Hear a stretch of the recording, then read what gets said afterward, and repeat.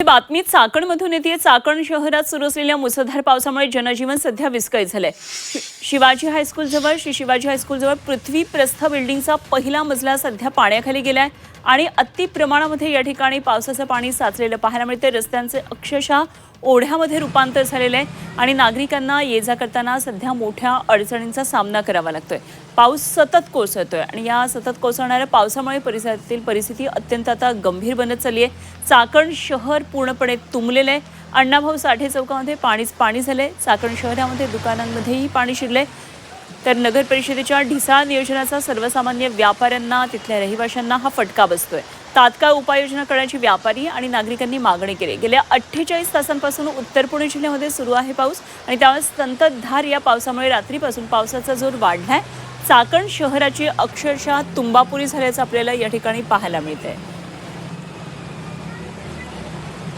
हेमंत चापोडे आमचे प्रतिनिधी आपल्याबरोबर जोडले गेलेत। आणखी सविस्तर तपशील जाणून घेऊया। हेमंत, चाकणमधली दृश्य आहेत, विश्वास बसत नाहीये। संपूर्ण चौकच्या चौक पाण्याखाली गेलेले आहेत। मोठ्या प्रमाणात पाणी साचलेलं आहे।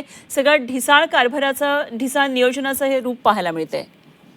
नक्कीच अनुपमा, पुणे नाशिक महामार्ग पाण्याखाली गेलेला आहे। त्यामुळे पुणे नाशिक महामार्गावरील वाहतूक ठप्प आहे। तर दुसरीकडे आपण चाकण शहराचा विचार केला तर चाकण शहर सुद्धा हे तुंबलेलं आहे।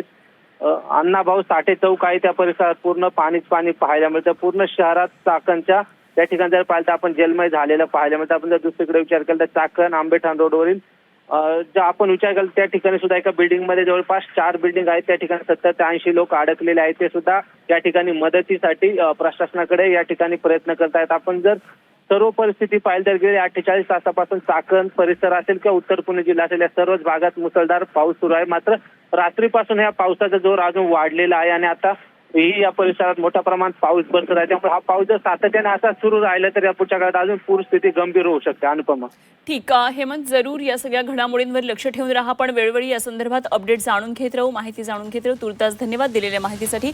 हेमंत चापोडे आमचे प्रतिनिधी आपल्याबरोबर होते। संपूर्ण चाकण शहरातली ही दृश्य अशीच आहेत। सगळा हा भाग जलमय झाल्याचं आपल्याला पाहायला मिळतंय। बाजारपेठेतला भाग आहे, दुकानं यामध्ये पाण्याखाली पाणी या दुकानांमध्ये शिरल्याचं पाहायला मिळतंय।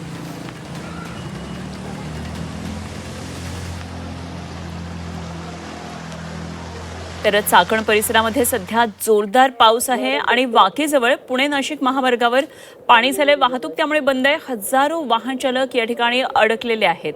मुसळधार पावसानं पुणे नाशिक महामार्गावर चाकण जवळच्या वाकी हा सगळा जो परिसर आहे तो जलमय झालेला आहे। महामार्गावर पाणी आलंय। रात्रीपासून वाहतूक पूर्णपणे बंद आहे आणि हजारो वाहन चालक आणि चाकण MIDC कडे जाणारे कामगार या ठिकाणी अडकून पडलेले आहेत।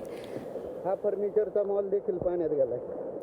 मोठ्या प्रमाणामध्ये पावसाचा परिणाम हा झालेला आपल्याला पाहायला मिळतोय। या ठिकाणी जवळपास गुडघ्याभराहून अधिक पाणी या संपूर्ण परिसरामध्ये साचलेलं आहे। बस सुद्धा पाण्यात अडकलेली आहे। अनेक कामगारांना खरं तर चाकण MIDC मध्ये येणारे जे हजारो कामगार आहेत ते सुद्धा अडकलेले आहेत अशा पावसाच्या पाण्यामध्ये, कारण वाहतूकच पूर्णपणे ठप्प झालेली आहे। पूर्ण हायवे जलमय